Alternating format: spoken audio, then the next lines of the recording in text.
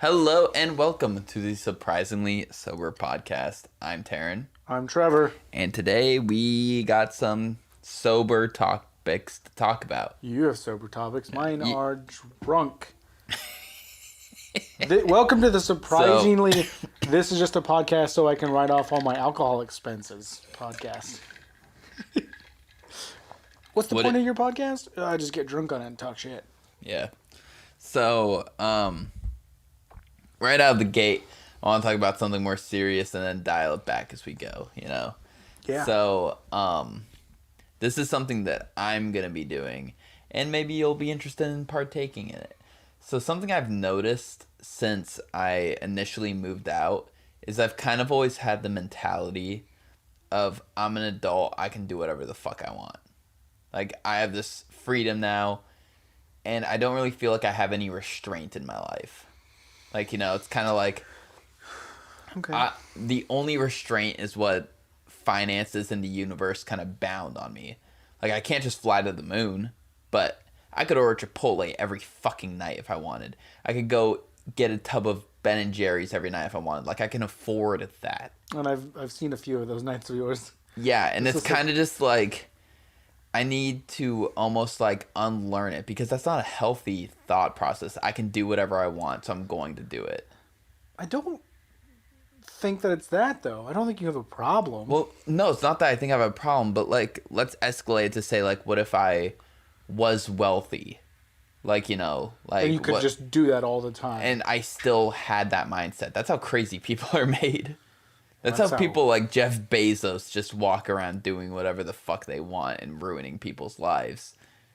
Wait, what? He promotes slavery in other countries. Amazon warehouse workers seem to be slaves as well. Yeah, but like he just does whatever he wants. Like he can just like force people to work through this pandemic and pay them borderline nothing and treat them like shit because he can.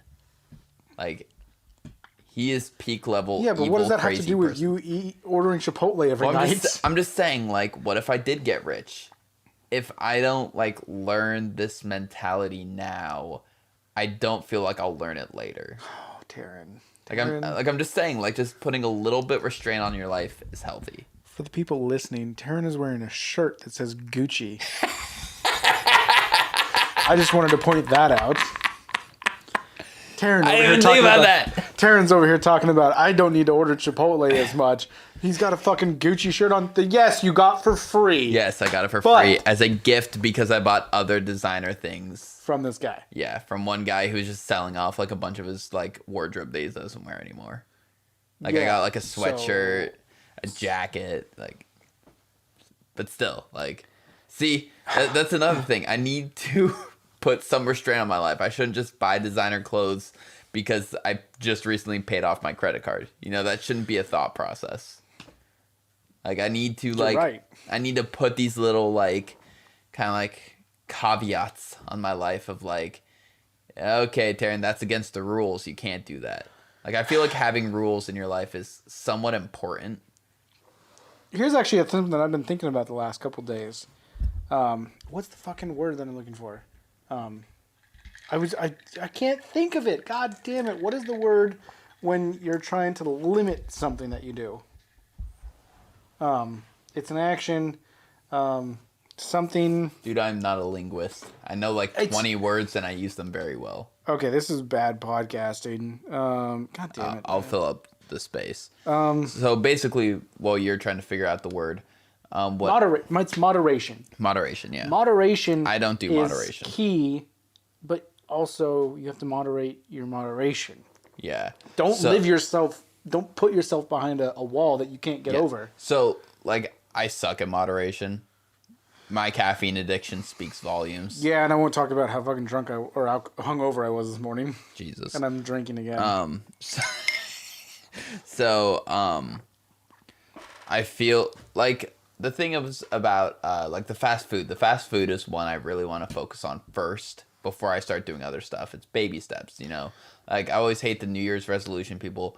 Oh, I'm going to completely cut this out. Completely just go full-blown clean eating, work out 6 days a week when I haven't worked out a day in the past 5 months. and I'm going to make this whole change to my life, and then they fail out because they didn't do baby steps.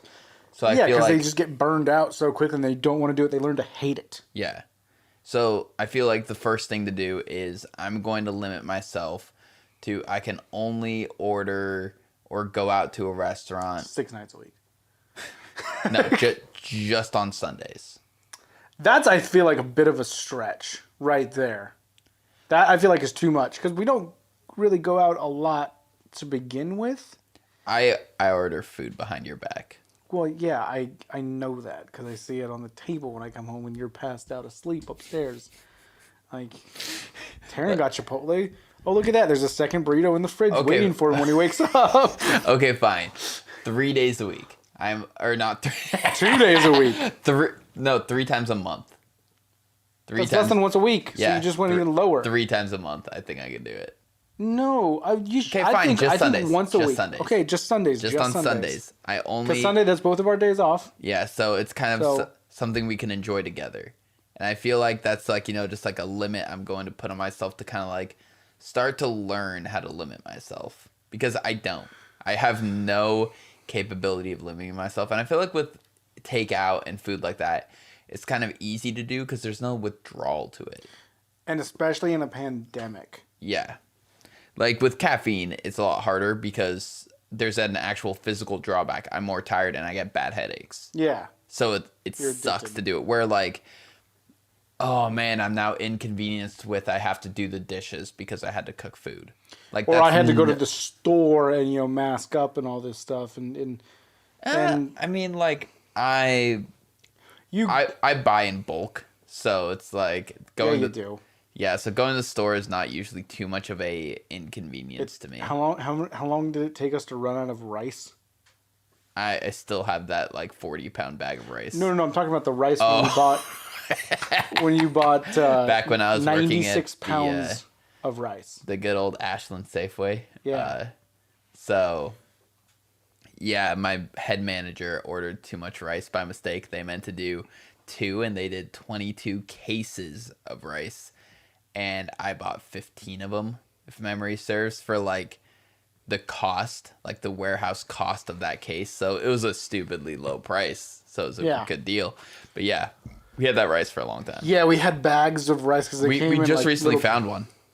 Oh, did we? Yeah, I added it to your rice. Oh yeah, that one. Yeah. Yeah, we found another bag. We found a Rogue One. A Rogue One. Good Rogue movie. bag of rice. It was a good movie. Oh. So yeah, I'm just thinking. Like, I don't know. I'm not like gonna try and tell you how to live your life, but I feel like that's just something healthy one should do is set like just boundaries. Because I'm not saying you're the same as me, but I feel like you also kind of had that mindset of like, I'm an adult. Why can't I do this? And then you do it. Yes, but I also feel like there's something good about that mentality as well. You don't grow up, and people who grow up and are like strict and rigid adults are annoying. They wouldn't start a fucking podcast, Taran. Yeah. They would just sit there and just be like, I'm going to listen to NPR. Well, I mean, it's also like just a good self-reflection on like doing it like with stuff that's bad for you. Like starting a podcast isn't bad for you. Going out and trying that new hobby is not bad for you, but like being able to like recognize like, yeah, eating fast food 2 or 3 times a week, that's bad for me. I need to fucking know how to put a handle on that. Yeah.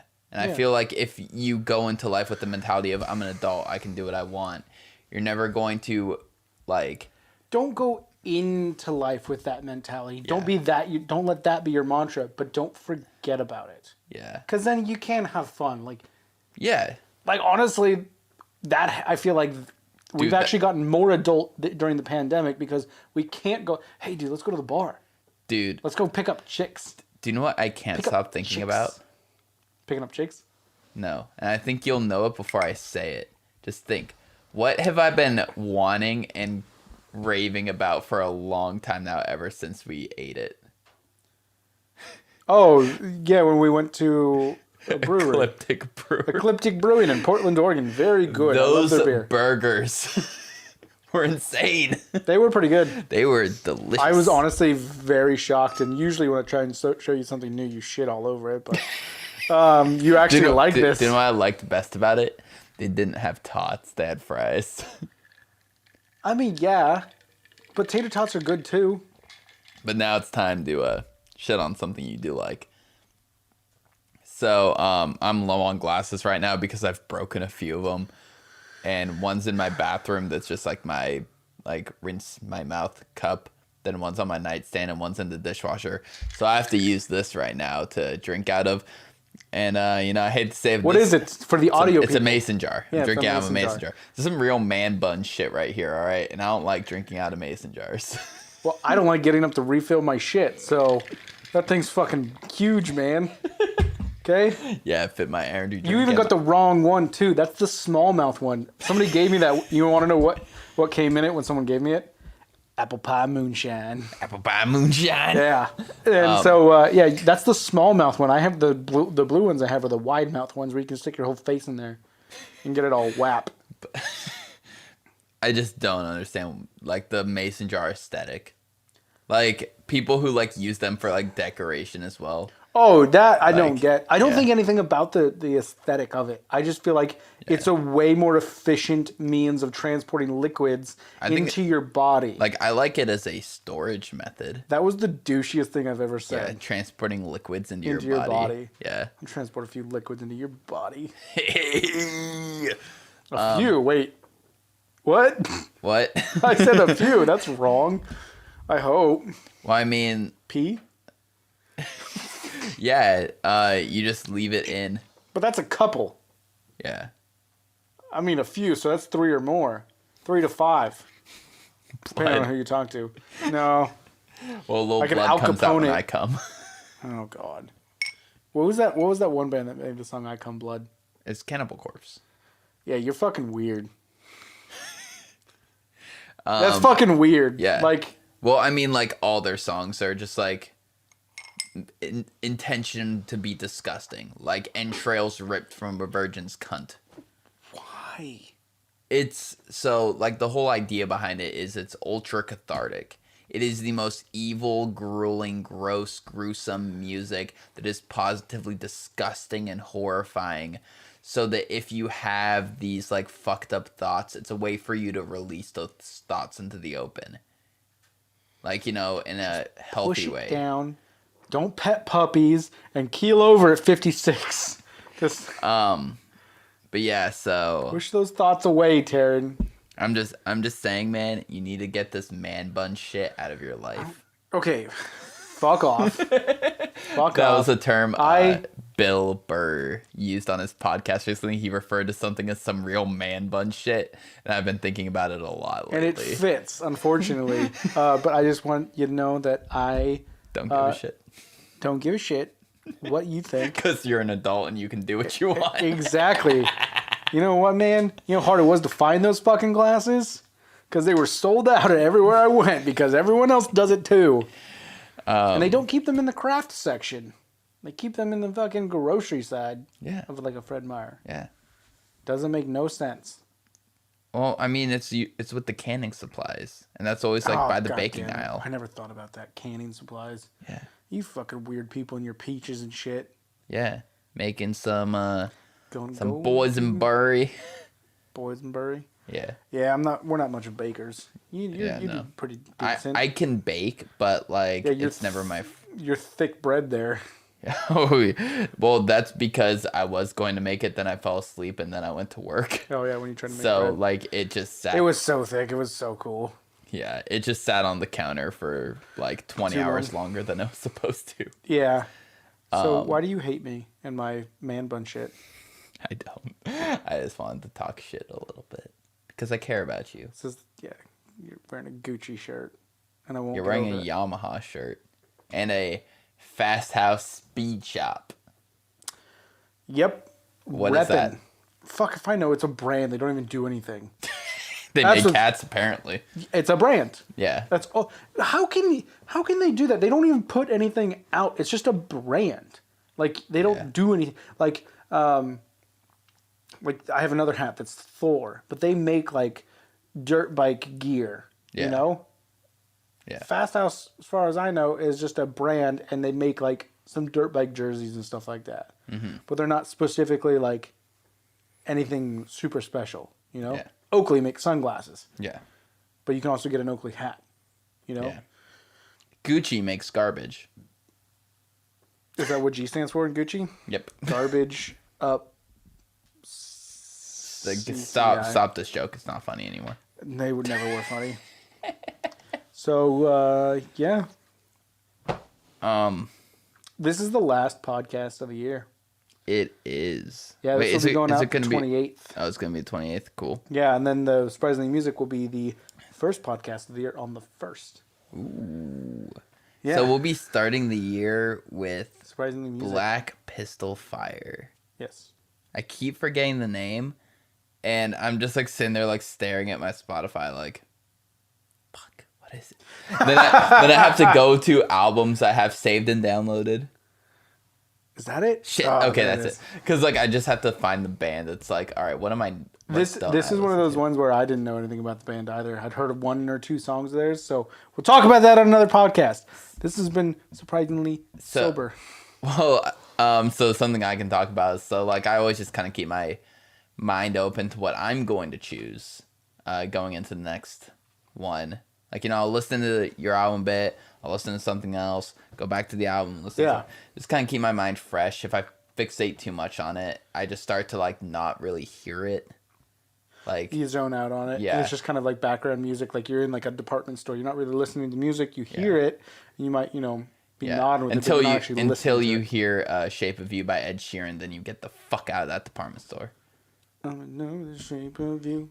Push and pull like a... Stop it. Anyway, so I was like, do you know what would be really fun to find? Because it has to be out there. Turns out I was wrong. It's out there, but it has no listeners. Is a bluesy gent band. Like, with like just kind of like a bluesy style riff, but gent. And there were 2 bands out there that kind of fit that profile, and it sucked. It wasn't good, and they had like 20,000 monthly listeners. So I was That's a lot. Yeah. Well, I mean, like... I mean, not in this grand scheme of things. The biggest of a blues gent subgenre only has 20,000 monthly listeners. But that's so niche, man. Yeah, exactly. Like, but, no, it was more gent than blues, obviously, but... Well, yeah, I don't know how you fucking make that. That's like saying we're going to have fucking... I can't even think of anything that stupid. Country hip-hop? That's called hick-hop. That's a thing. Country step, dubstep country. I feel like that is a thing. But it's also just so nichely stupid that it's not like a real thing. Let's talk about hick-hop. Have you ever heard of hick-hop? I think you showed it to me one time. It is the most racist shit you've ever heard. That's funny. Or seen. Because it's these fat white guys fucking talking in the country, rapping, you know, like some fucking gangster. And... yeah, they say some racist shit. They are pretty racist. Confederate flags all over. Mm-hmm. And if I remember correctly, the shit that I heard was saying the N-word. And not in a, like a, you're my friend kind of way. Yeah. It was like... It was like... listen here, you. Oof. Yeah. Like, hick-hop needs to be destroyed. I'm going to put it this way. Not all Trump supporters listen to hick-hop. But everyone who listens to hip-hop supports Trump. Yeah. You fucking piles I mean, shit. you're wearing a red hat, so you're an authority figure on this. What? What? This is a burgundy hat. Oh, sorry, Ron. Yeah. Burgundy. This isn't no MAGA hat. Can we talk about... We're in the waning days of his presidency. Can we talk about how big of a pile of shit... No, didn't you hear the news? He still thinks there's a chance he'll be the next president. And there's a chance I might shit normal for once. So I'm not banking on it. I'm not putting my eggs in that basket nor anywhere near that basket. I mean, there's just nothing to say about it. Like, he's a shit, terrible, corrupt president, and so it's like... This comes out on Monday. Right now, it's Saturday night when we're recording this to... break down the fourth wall for y'all.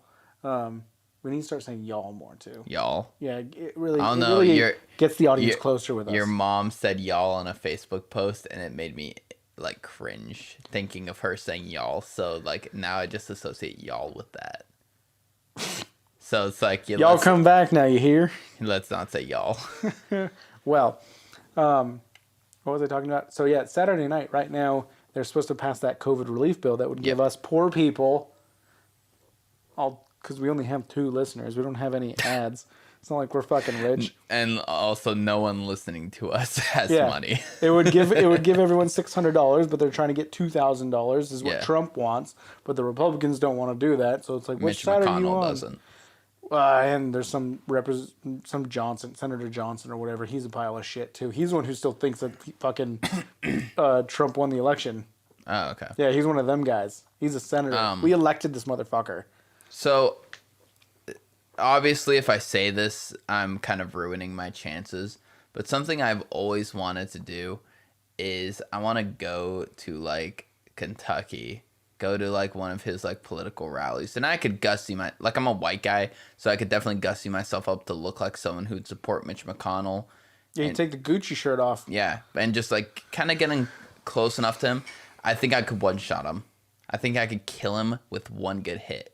Oh, God damn it. Secret Service is going to come now. Before they could take me out, I think I could. I wouldn't. Dude. I'm not a murderer. The fucking Secret Service is going to come to our door now. Actually, it wouldn't be the Secret Service. It would be the Congressional Police, if I remember correctly. I've seen House of Cards. I know how it goes. Dude, like, people literally put out album covers with Trump dead on it. No one's gonna... You can say anything. You can say anything, but they do come and, like, talk to you about certain shit. Yeah. And Trump, everyone has probably said shitty, like, death threats to Trump. But you said it on a podcast. I'm not gonna kill Mitch McConnell. But I could. Someone should. Yeah, someone should. Fucking gigantic piece of shit. Yeah. Like, I've never seen someone hate Americans so much. I've never wanted turtles to go extinct more. But no, like, before one of his guards could stop me. How though? He's so old. You're gonna punch him so hard that he dies? Oh no. Like, I would, like, go in for the handshake or whatever, pull him to the ground, one stomp to the head, dead. I could easily pull that frail sack of shit to the ground. Jesus Christ. No matter how much fight he tried to put into it, he wouldn't stand a fucking chance. Mitch McConnell, I'm calling you out for a UFC fight. Please come on the podcast to defend yourself. You have to sit on that stool over there and play chop suey. On drums. Dude, what is the deal? What is the deal with, like, it's now the cool thing, like, it's the Paul brothers mostly, but to call out people to fight them in UFC or boxing or whatever. Oh my God. Like, that was such like a joke at first, and then it happened with KSI and that was the Paul brothers. That was 2 YouTubers. So, yes. like, that I'm okay with. But once it was, like, now there's rumors that it's going to be McGregor versus Logan Paul, I think. Is in the works. That is in the works. Yeah. And Jake Paul versus Mayweather. Yeah, and it's like, fucking why? Why are you giving these asshats, like, the attention? Payday, man. Why did McGregor fight Mayweather? Because people are going to pay to watch something they already know is going to what's going to happen. But the draw of both McGregor and Mayweather is huge. So their fight drew tons of attention. That's why they did it. Yes, McGregor has draw, but Logan Paul doesn't have nearly as much draw. So how many subscribers does he have? But what's his benefit? Yeah, but he gets paid. Yeah, yes, obviously, but he could fight anyone. He does not get. They get cuts of the pay-per-view. Yeah, no, I'm saying, but he could fight anyone. He doesn't have to give Logan Paul, like, any screen time. But you're combining 2 fan bases. Like, there's really not much overlap between those two. So therefore, 30 million and 30 million people paying $100. That's fucking $300 million that they get to split. But I don't feel like many of Logan Paul's viewers are the type that are going to watch the fight. It's mostly going to be people wanting to watch Logan Paul get his ass kicked. Yeah, I'm going to do that. I'm not going to pay for it. Fuck that. Who said I'm paying for it? Yeah. Yeah, I'm not paying for it. We're talking about pirating and we're talking about assaulting senators. Oh my God, I hope the FBI comes down here. I got a lot of shit to tell them. Did you know that Taran will disappear in the middle of the night? Please, I don't know where he goes. Please don't share my internet history. Incognito mode. Yeah, no, I clear my history. The FBI can't figure out anything. That's how that works.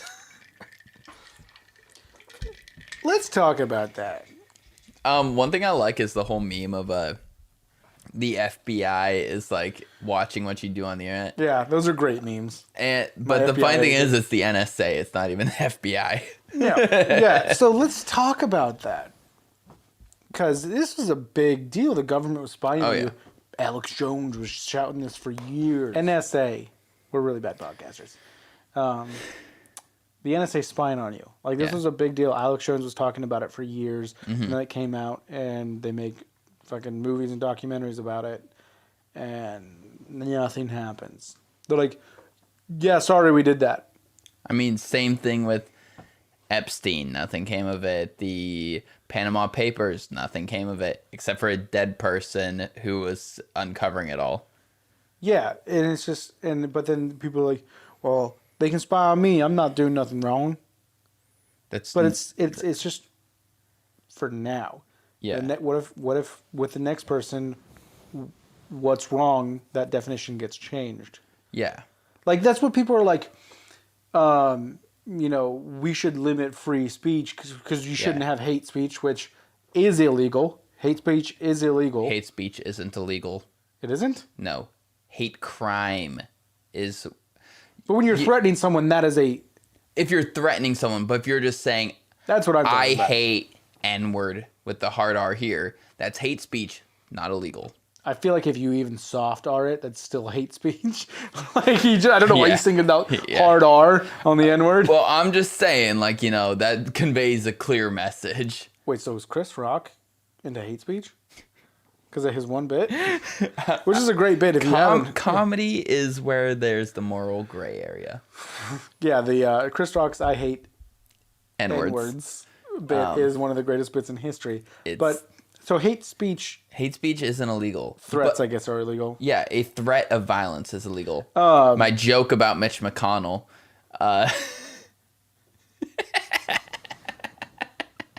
See, comedy's the moral gray area. Yeah, this is a comedy podcast. It's one of our tags, so therefore it's comedy. And it's not subjective. It's comedy. We're funny. Yeah, we think we're hilarious. I bet you the neighbors on the other side of this wall are just like, the fuck are they doing? Are they planning to kill a senator? No, we're comedians. Anyway, hate speech isn't illegal, but people on the far left want it to be made illegal. They want it to be made illegal, but then it's just like the definition of hate speech can be changed. Yeah. So therefore, like the ACLU started out defending like racist groups. Yeah. Because they know that if their speech is limited, then yours can be as well. The good people. So I know a popular thing that goes on a lot is people getting fired for shit they say on the internet. Like, yeah, I know this is gonna be a fun one. Oh God, we can get fired for this. So like, I say way worse shit at work. People will go on these whole, well, not even stuff they say on the internet, but someone who's getting filmed yelling at a group of black teenagers or something, saying racist stuff, and then they get fired from their job because it got posted online. Yeah. I disagree with that. Because it falls in the same category of, well, yeah, they deserve to be fired. Really, what does their personal life and their job have to do with one another? If they're being racist in their job or doing something bad in their job, then they deserve to be fired. But if this is something's going on in their personal life, taking away someone's livelihood like that is only going to make them more mad. It's not going to make them more sympathetic to your cause. But what I'm getting at is, so you're sitting behind the scope of it's okay for their job and their livelihood to be taken away because they are saying something I disagree with because it's wrong. Well, what happens when enough people get in power that they decide what's right and what's wrong, and suddenly the way you think is wrong, and they take your job away, and you're going to be upset too? Like, it's this whole idea of the way I think is perfect, so my group mindset has the right to take away other people's livelihood. Like, I agree, people who are racist are sacks of shit, but that has nothing to do with their job. No, it doesn't have anything to do with their job. And there was like that one lady, public shaming is kind of what it is. Exactly what it is. And there was that one lady, the first count of it, like major account of it. I can't remember her name, but she got on a plane and was going to Africa, and she tweeted out, "I'm going to Africa. Hope I don't get AIDS. Just kidding, I'm white." And it's a 24-hour flight to South Africa. She gets off the plane. The world has blown up at her tweet against her. She gets fired from her job and blackballed from everything. And because of a joke? Like a joke, that's something different. Yeah. But someone being outwardly racist, a Karen calling 911 on some guy in a Central Park, but still, that's bad. What does that have to do with her job? It's because the mob is coming after you. Yeah, but the mob's gonna forget. What's that Karen's name who called 911? What does she look like, Trevor? Well, there's several. Yeah, but like, just tell me the name of one of them. Well, they all have like funny names now. But the people who know her know that it's her. Yeah. And that's what matters. You and I don't know her personally or professionally in any way. The people, the people who know the name are now going to associate it. She works at Papa John's. Now it's fucking okay. That's who I associate Papa John's with. Because, funny fact, Papa John's is actually not a racist. We'll talk about that later. But that came out this week. But anyway, like, most of the people around these people already knew this person was like that. You're never just suddenly surprised, like, they're saying racist shit? Like, you always knew this person was racist. I don't agree with that because people can hide their true feelings pretty well, especially in today's climate where they know they have to. Yeah. Like, people who have been Trump supporters for the last 4 or 5 years, 5 years because it started in 2015. Yeah. And it's like, you're like, you were a Trump supporter? I bet you said that this year. Like, you couldn't believe that someone you knew was a Trump supporter. Yeah. At least one person. I bet you're out there, you're kind of like, shocking. But now you kind of do look back and you do see the clues. Yeah. But that's hindsight's 2020.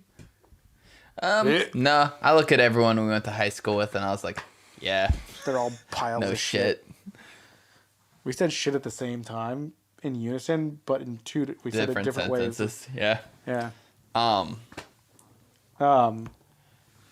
But, so yeah, the mob mentality, that's what it is. And it is bad because the mob will change. Yeah. In 10 years, they're going to be talking about something different and could be a complete 180 degrees. You never know. It's whoever has the loudest voices. Yeah. Not even the majority. It's whoever has the loudest voices. But yeah, it's also weird though that, well, not even weird. It's fucked up that people like will go after this person's job in the way of like, oh, this person said something racist. After doing some digging, I found out they work at Papa John's. So I'm going to send emails to Papa John's telling them that they have a racist hired and they need to fire them, or I'm going to stop eating Papa John's. And it's like, that person has nothing to do with the company other than the fact that they clock in for a job. So I kind of want to switch gears.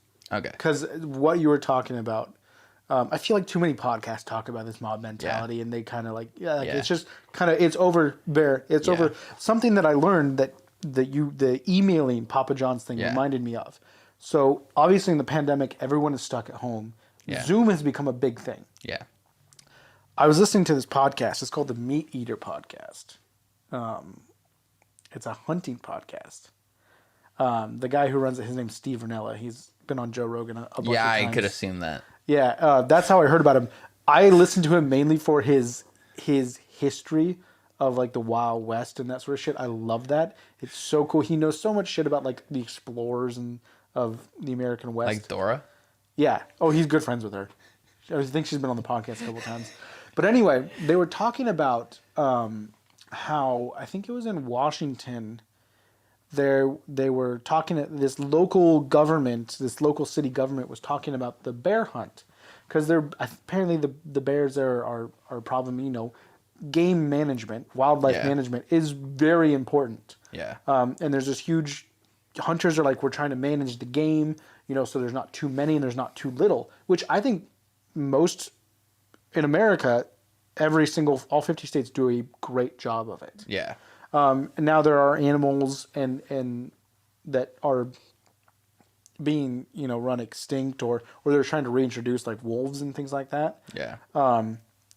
But because everyone's in a pandemic and is at home and everything is done by Zoom meeting now, you're getting all these anti-hunter people who are joining these Zoom city council meetings to when they're talking about hunting things, joining from Southern California or from somewhere far away. Yeah.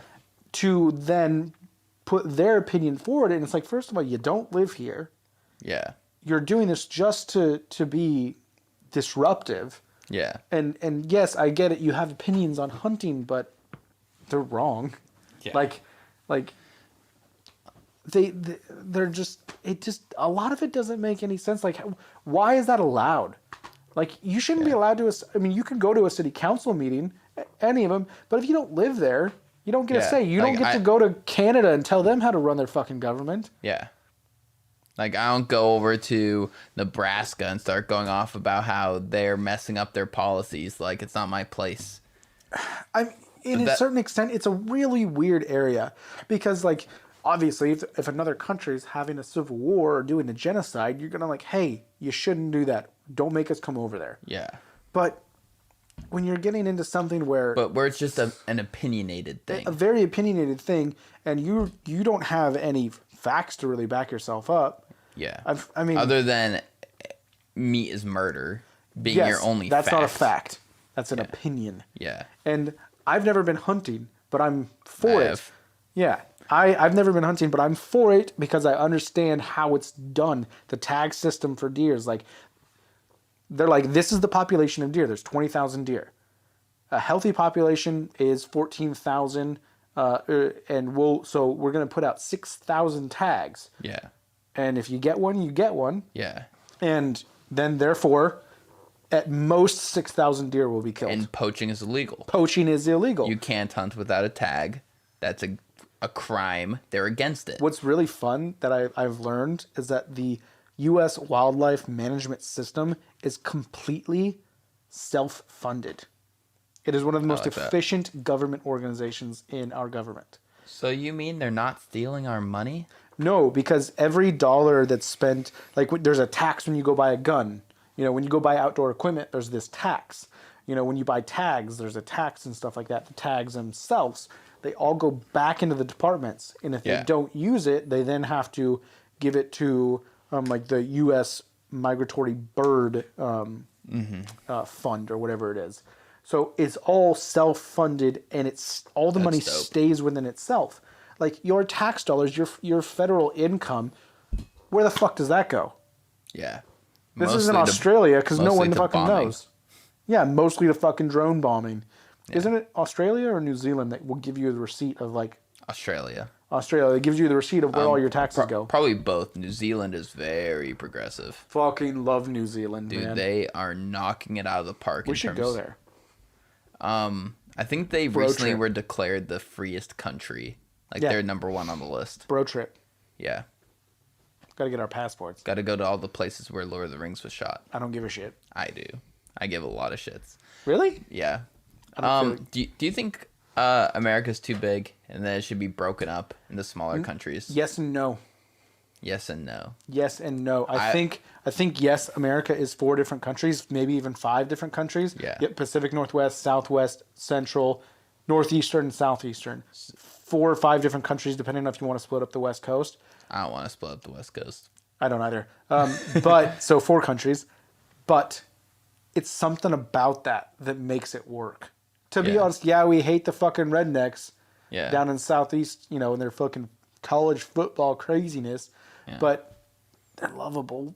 They're fun. I guess you're racist, but I feel like we could be like the European Union. Where, like, we are though.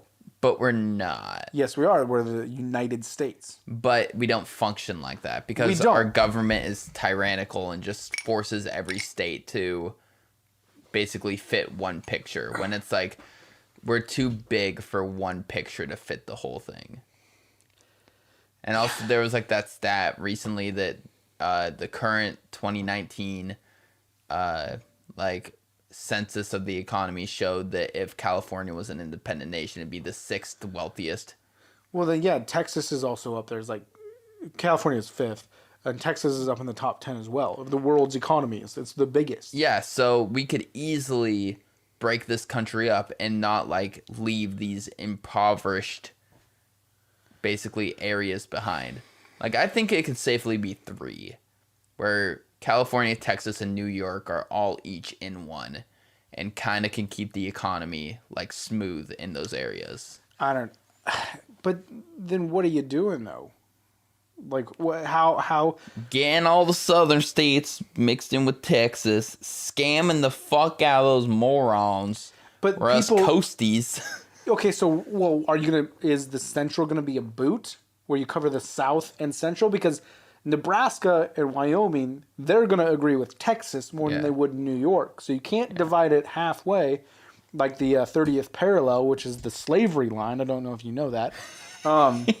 Yeah, everything I think it was under the 30th parallel, south of the 30th parallel, could be slave states back in the 1800s. Everything north, that was what started the Civil War. So you got California and the West Coast here. You got New York over here. Draw a line here. Boom. Here's Idaho's not going to agree with Oregon though. Yeah, but they can suck a dick. They already want to secede from us. Oh yeah. Be Greater Idaho. Oh dude, I would love that. Like please. But they're going to take everything south of Eugene and east of the Cascades. I'll do the negotiations. They can have everything east of the Cascades, but we get the full coastline. Yeah, they get the full coastline, or we get the full coastline. Yeah. But I mean, like, no, like everything south of Eugene, like Eugene down to Ashland, still us, and then just from like east over. I don't know. They can have all that. I just don't think that What's you can good break in this What's good in country up. Pendleton? Not even their whiskey. Your whiskey sucks dick. Isn't the Pendleton last whiskey? No, it's Bend where the last Blockbuster is. Yeah, Yeah. that's in Central Oregon, so that would be taken away as well. Oh well, I'm okay with it. What's good in Bend? A lot, actually. You've told me that, but I've been there and it's not great.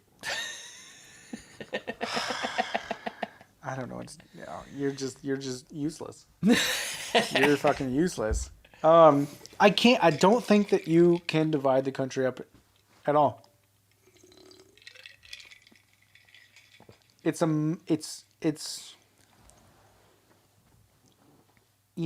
we shit on America a lot, but there's a lot of good things about this place. It's so multicultural. Yeah. Yes, not the whole country isn't multicultural. There's not that many. Yes, Missouri sucks, but Louisiana's dope. Like, it's just like... a part of Louisiana Yeah. is dope. The rest of it's swamp. The food of Louisiana's dope. The food of New Orleans. Yeah. No one wants to go to Baton Rouge. We're not going there. I'm sure they have great food, though, in Baton Rouge. Well, yeah, it's a college town, so yeah, Yeah. they're gonna have great fucking food. Yeah. But I just don't think that you can, man, because weird shit happens, and for better or worse, it's. I don't want to say it's fun. There's definitely a lot we can improve on, and if you look at it, like in history-wise, the U.S. is the world leader. Yeah. How long was Rome the great conqueror of the world and in charge of the world? What they did, I would influence. assume maybe like 200 years. No, way longer than that. I don't know. Centuries. 200 The is Greeks. centuries. You know what I mean? Like almost a millennia. Yeah. Same with Greece. All this sorts of. We're only a couple hundred years in. Yeah. We're only 100 years in of being A world power. a world power. Yeah. So we've got baby steps. We inherited a lot of bad things that we've had to get over ourselves. Yeah. We definitely got. We didn't invent slavery. Yeah. Yes, it's an incredibly bad thing, and we've made huge progress in getting rid of it and systemic racism. Just this year alone, I think this year has been the most progress since 1865. I'd say even probably more than, well, no, because civil rights actually did something. They ended segregation and things like that. So I don't know. I'm drunk. Don't listen to anything I'm saying. Probably shouldn't be talking about this. I do agree that we did make a lot of progress this year in addressing police brutality and systematic racism. We did what Martin Luther King. I think this year we did what Martin Luther King Jr. thought of. He's like, don't tell them, change their minds. Yeah. That's how you end it. Is you change people's minds. Yeah, Black Lives Matter. Now white people are actually saying it. All lives matter. Yes, but the black lives are the ones at risk. Yeah, like you're not the one. When I get pulled over, I'm worried about getting a ticket. When a black person gets pulled over, they're worried about the shit getting kicked out and them getting thrown in prison or them getting shot. When you get pulled over, you're worried about like, oh God, what's this guy's dick gonna taste like? Yeah. Because I gotta get out of this ticket. Yeah, I do. Can't have my insurance going up. Yeah. So it's just, I don't know where we were going with that. You gotta like somehow keep this on the rails. Yeah, I do. You're a bad train driver. I'm a bad conductor. You are a bad conductor of electricity. I think I'm a pretty good conductor. If I was getting electrocuted and I touched you, you'd get electrocuted too. Pretty good conductor. People who do that are dumb. Yeah, there's people who all link hands and then one of them slaps an electrical fence. They are morons. Yeah. Well, apparently only the guy at the end feels it. I don't think that's true because I've seen people do that and they all like drop to the ground. I don't know, man. I'm not a scientist. Okay. Yeah, I know. Okay. Oh, science. Let's talk about that. Let's change gears again. All right. I talked about this yesterday. The suffix ology is the study of. Right? Yeah. I'm fairly certain with that. We did not discuss this yesterday. But... We did. Biology. The study of... Oh my God. I went off on this at work. The study of bio stuff. I don't know what it is. Of life. Is that what it is? Yeah. Okay. Ornithology. The study of birds.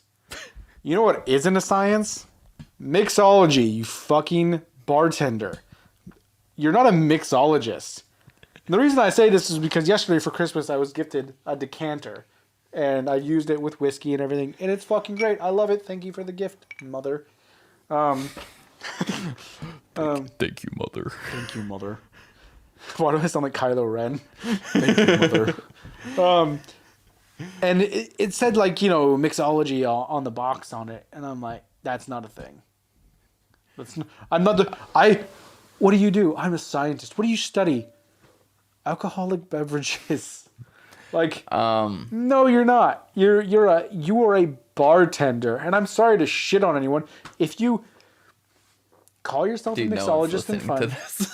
Call yourself a mixologist and fun and whatnot. But, like, if you put that on, like, your Tinder profile or your LinkedIn or something that asks for your occupation, and you put mixologist and are not trying to be funny, you are a tool bag. I'm sure it's just a thing of, like, kind of like an expression of, like, yeah, I'm a bartender and I make drinks, but I'm, like, a professional and I'm really good at it, in the same way of, like, you could have someone who flips burgers at McDonald's or Red Robin and calls himself a chef, but they aren't a chef in the same way that someone in a Michelin kitchen is a chef. No, that's different. That's different. But they're both the title of chef. So, like, one of them calling themselves, like, I don't know, like, no, that's a cook, I'm a chef. Like, it's kind of like in that ballpark where they're just trying to add a layer of, like, no, like, I actually study this and I, like, do research into, like, improving and my I'm craft. called to, like, teach bartenders at bars. Yeah, like, I get that. That's what I'm thinking of. But, like, mixologist, Yeah, You're using the word It's a wrong. pretentious title. It's a very pretentious. It's like mechanic and technician. The dude at Jiffy Lube is a mechanic. The dude at the dealership who's the master technician for 20 years, he's a technician. Yeah. Because he knows shit. Yeah. You know, the dude changing your oil at Jiffy Lube is trying to sell you a fucking air filter so he can get $2 more on his check. Yeah. Which is true. They're called spiffs, and it's fucked up. So, I love getting my oil changed. I don't want to say what kind of car I have, but it's common, but it's less than common. Like, It's a douche car. Yeah. He drives a douchey car. Yeah, I do. I don't know if the Gucci shirt gave that away, but it should have.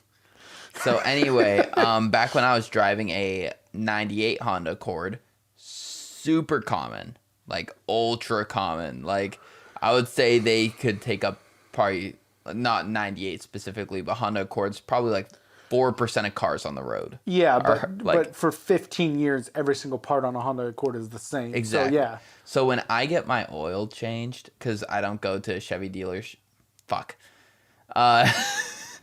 when I go to the manufacturer dealership, I'm just gonna leave it. Okay. We don't edit these things. Yeah, I really don't. I sync the clap test and then I move on. Yeah. Like I don't go to them because they charge more, so I just go to local oil change shops. Back when I had the Honda, they would be like, "Oh yeah, you need to change this oil filter. You need to change this air filter. You need to change this. You need to change that. It'll be $30 for that."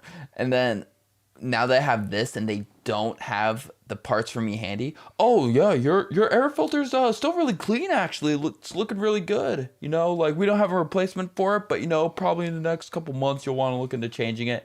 Then I'm sitting there looking at him like, you said this last time I was here, like 5 or 6 months ago. I don't keep track. I don't remember how long it was. But like you said this exact sentence to me. Not you specifically, but like whatever associate was here. Like said like, "Oh yeah, it's still pretty clean. You want to look into this in the next couple months or so." And it's like, so I just sit there thinking like, you guys are so fucking full of shit trying to upsell me on the spiffs and stuff that I know you're getting more money on. But because you don't have the part, you're being honest with me. Like, if it was dirty, they would be like, "Oh, yeah, you're going to want to go over to the dealership and get this changed." Yes. But because they're not making profit on it, now they're being honest. So I feel like we should peel back the curtain. Since I was 18, I've worked at dealerships. Yeah. So I know this very well. Yeah. I work in the service department. It's what I do. Yeah. No, don't ever go to a Jiffy Lube or an oil can Henry's or I go to the one across the street. Um, in the parking lot. I don't want to say, like, I don't want to give away too much about where we live. Yeah, no, okay, I know which one you're talking about. They're another chain as well. Yeah. I don't go to those places. Not because the people that work there are bad, is because of the company. So when I was 18, I went to go try and work at one of those places because I really love cars and I wanted to and you just wanted to get in the door. And I wanted to get in the door, get some experience so I could go work at a dealership. Mm-hmm. And I kind of learned everything, and it was one of the only jobs I've ever walked out at lunch and never came back. So because it was so I just want to say this. The guy who was showing me, he showed me, he's like, "This is the air filter that I keep that's dirty." And he showed me how he does it. There was no one in the lobby, and he walked into the lobby. He was like, "This is how I do it." So he opened up the door to the lobby, and it was a lip, about like an inch high. And he would trip on it and drop the filter, and you'd see the dust come up from the filter and, make this big cloud. And he'd be like, "Oh, yeah," he'd act clumsy. And like, "Yeah, this is your air filter. As you can see, it's pretty dirty. Do you want to get a new one?" Yeah. And it wasn't even the air filter out of the car. Shit. I left that day at lunch, and I was like, "Yep, never coming back here." So, because I know they never have the part, do you still think I shouldn't go to them just like for the sake of they don't deserve my money? It's because it's like, so this is what I was getting at, is that it's not the people that work there, because they're 18, 19-year-old, 20-year-old kids doing the same thing that I was trying to do, trying to get in the door, trying to make money. Yeah. They make minimum wage, which I don't think is fair. Yeah. For fairly technical work, it's not, super. Yeah. But that's why they're able. It's hard. It's harder than walking someone to their table. Yeah. Yeah, but the reason they pay the minimum wage is so they can charge you $30 for an oil change. Yeah. Like, oil and filters cost that much. I don't know where you're going to get a $30 oil change, but please direct me. My oil change is like usually about $80. I also go full synthetic, so it's a little bit more, but still. Yeah, but over half of that is the oil. Yeah. A full synthetic 5 quarts of oil is probably $30 to $50 depending on which oil you get. Yeah. Then you have the filter, which your car is not a normal generic commuter car. So there's another probably $20 in an oil filter. So therefore there's 70. So they're paying the fucking 3 kids that are running around your car $3.33 a piece. Yeah. That's just by doing the math, but they also got to make a profit. Yeah. They're paying those 3 guys minimum wage, 8 hours a day. Minimum wage here in Oregon is $12.50. Yeah. So like they're not making very much money. It's the cultures that those companies are okay with. They'll pay you minimum wage. You're only going to make any money and move up in the company if you're able to sell wiper blades, air filters, fuel flushes, all this bullshit. Spark plug, like even spark plugs. They don't do spark plugs at most of those places. But like, it's all about upsells, and that's what I hate about my industry, and that's why I try not to be that guy. You come in, you ask for this, I'm gonna do that. I'm gonna get everything ready. So it's like, hey, the tech looked at this. It does need this. Here's this. If you want to take it and go. But if you want us to get this done, I can.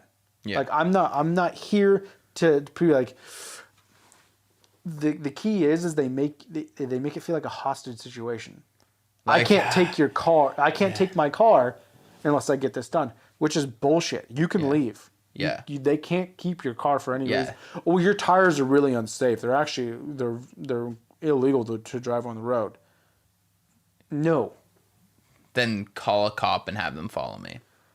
Yes, there are legal requirements, but even if you were to get pulled over for speeding, like with motorcycles, I know that on motorcycles, all tires have a DOT stamp of it's 4 numbers. The first 2 are the week that they were made, and the last 2 are the year. So if it's like 5216, they were made in December of 2016.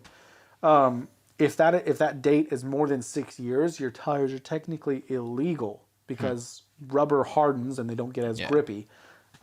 Grippy? If a cop pulls you over for speeding, he's not going to check your DOT stamp on your tires. Yeah. And be like, oh, I got to give you a ticket for this. Like, that never happens. It's just like one of those things where it's like, yeah, it's legal. No one's checking. Exactly. Just like how those like minute laws where it's like, I think it's still technically on the books illegal to have a ice cream sundae on Sunday in Oregon. No one's enforcing it. I'm breaking that law tomorrow. Fuck you, Oregon. Fuck the police. So what? Coming straight from Ben and Jerry's. What do you think my alternative should be? Should I keep going to these places knowing that they can't upsell me on parts? Should I go somewhere else? I'm going to ask you a question. Oh, before you do, I'm going to give you an answer. This is fun. The Surprisingly Psychic podcast. My car is rather low to the ground. You know this, but listeners. And you would need a good system of jacks to feel safe getting underneath it for an oil change at home. Because it's so low to the ground, if it falls, you're dead. And so there's no way in hell I'm doing an oil change at home. It's unrealistic for me, someone who's not that good with cars, so I'm going to take it somewhere. Yeah, no, I get that. And the Jiffy Lubes and Oil Can Henrys, you drive over a pit, so it's actually incredibly convenient. So I'm just getting at, yes, the correct answer is, well, just do it yourself. No, it's never. I would not, in my line of work, not even an oil change? I get calls. In the last 3 months, do you know how many engines I've had to rebuild and oil pans I've had to replace from people cracking them from trying to do their own oil changes? This is the most basic thing. It's like 20 foot-pounds of torque on these drain plug bolts, and they're cracking them because they're doing 120 foot-pounds of torque. like on these drain plugs, and it's like it doesn't take that much. I've done 3 in the last 2 months. Jesus. Yeah, and some of the things I work on, that's a full engine rebuild. Yeah. Motorcycles. All right. So The question I would ask you, you talked about the air filter, and that you're like, they say that every time. You've owned your car for how long? 2-3 years now? 3 years. 3.5. 2017. 3.5. 3.5. Have you ever replaced the air filter? Yeah. Okay. Yeah. I was gonna say if you haven't, there's a problem. Because yes, Yeah. No. they do need to be replaced. Maintenance is key, man. Yeah. Like No. Like I do like keep up on the like little stuff like that, but I'm just saying like they are more honest with me because they don't have the replacement parts. oh yeah, Like, so should I keep going to those places? Should I go someplace else where the work is more, in a way, ethical? Because what you're saying about places like Jiffy Lube, it's a very unethical workplace. yes and no. Yes and no. The problem is because the car dealerships that I've worked at, they've adopted the same principles as these Oil Can Henrys and Jiffy Lubes for their lube techs, is what they're called. Mm-hmm. They're the Yeah. 18, 19, 20-year-olds Yeah. who are doing them to then become a technician at some Yeah. point. And unfortunately, those are ingrained. It's systemic. Yeah. And I really hate that. So I should continue to go somewhere where they're forced to be honest with me. You are such a peculiar situation with your car because Where like I can basically like force honesty out of people. yes, because they're not going to have the part in stock, and they're a place you don't leave your car overnight there. Yeah. At a car dealership, they have a lot where you can leave it, Yeah. and they lock up the keys and everything, so they can be like, yeah, we'll order this part, it'll be here tomorrow. Yeah. Like, no, this is an in and out 15-minute experience here. Yeah. So yes. Okay. Your peculiar situation. What should the average Joe driving a 2010 Corolla do?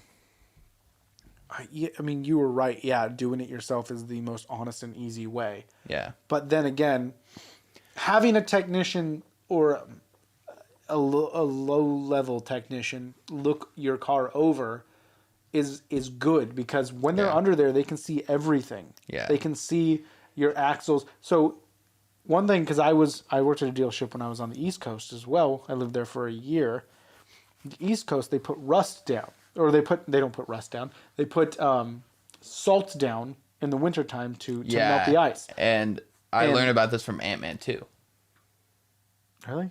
Yeah, they were talking about taking the car to the car wash, and he's like, I got the full works, like even the undercarriage. Then the guy with the southern accent walked in and started talking about like how like that's more for cars in our states that like put salt on the ground. You know, we are not one of those states. And then Luis is like, why do you know so much about like under like carriage car care? Yeah, no, that's true. Because the salt rust, it creates rust on metal. Yeah. So that's the good thing on the East Coast is you pull over there, this kid's like, holy shit, your frame is about to break. Yeah. Because it's rusted all the way through. Like, you hit a speed bump and it's going to fucking snap in half. Yeah. It happens. I've seen it happen. Like, it's bad. But here on the West Coast, it's so hard to say. I feel like having... I don't like to talk bad about them because I know, 18, 19, or 20-year-old mechanics. So how about I give like a kind of fair counter to where it makes it better for these people who have much more common cars that are replaceable parts. So without getting underneath, can I see my air filter? Yes, you don't have to get underneath your car to see your air filter, but that doesn't mean that it's easy.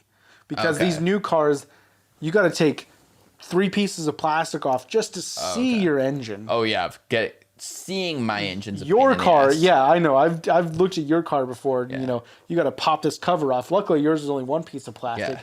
But some of these cars, it's not super easy. It's not like my 94 Ford Ranger. So you're basically just fucked by the system unless you're. That's why I don't think people need to change. The system needs to change. Yeah. The culture needs to change. And that's what everything is. The culture of police needs to change. The culture of swindling bandits needs to change.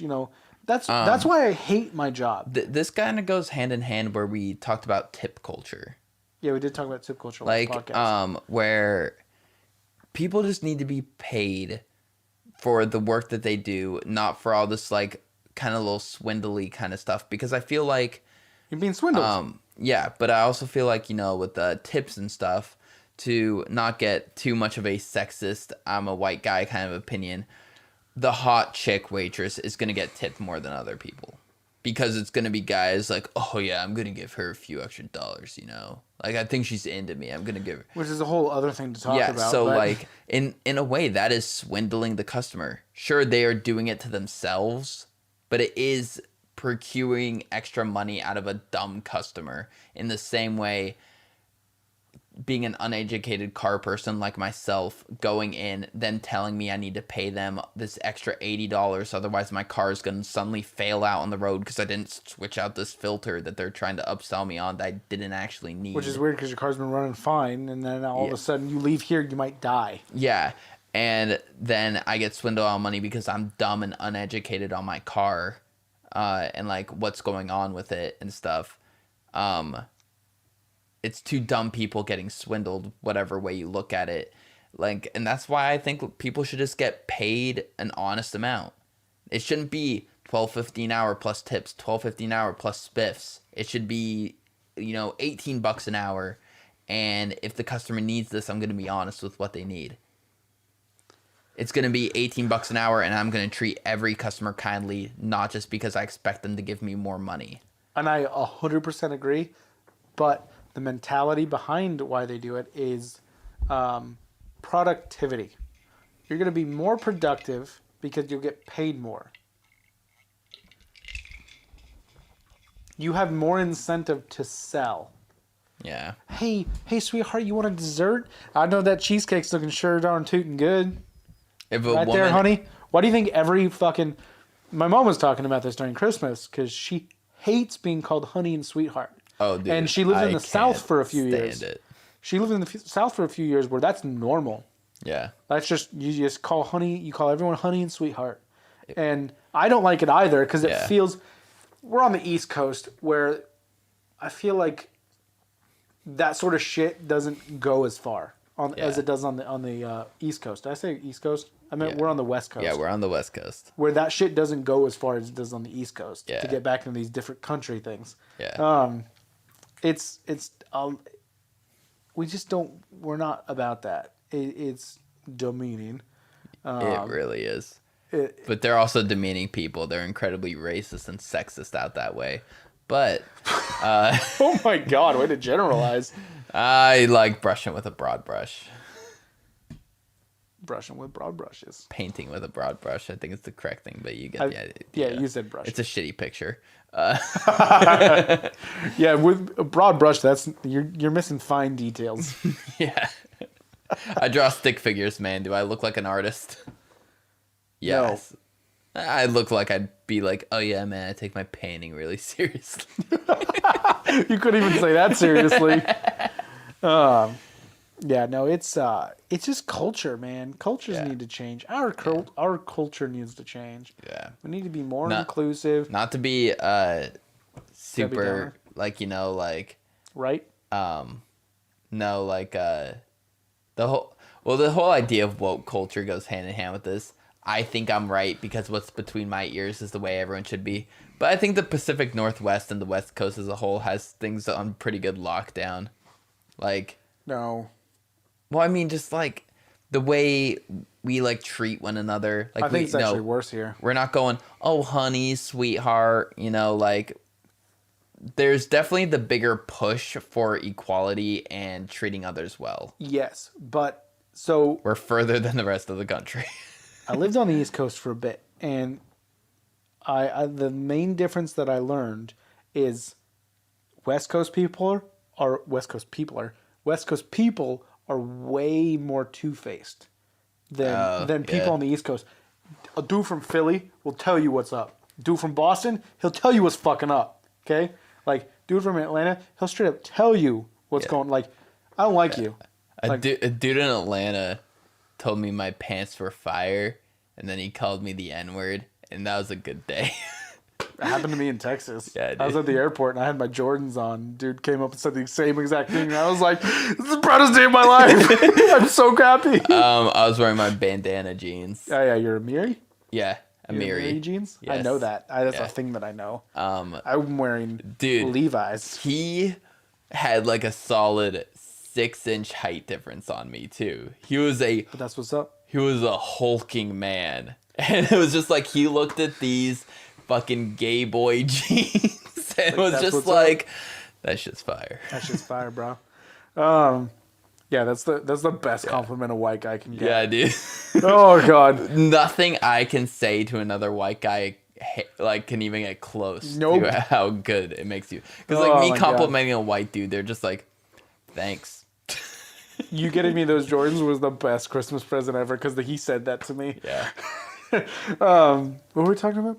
Oh, Difference between East Coast yeah. and West Coast. West Coast people are way more two-faced. They'll be like, "Oh, I think your startup is a really great idea," and they're Jesus like, Christ, "Oh that my shit's god, gonna fail." dude, it's so fucking dumb.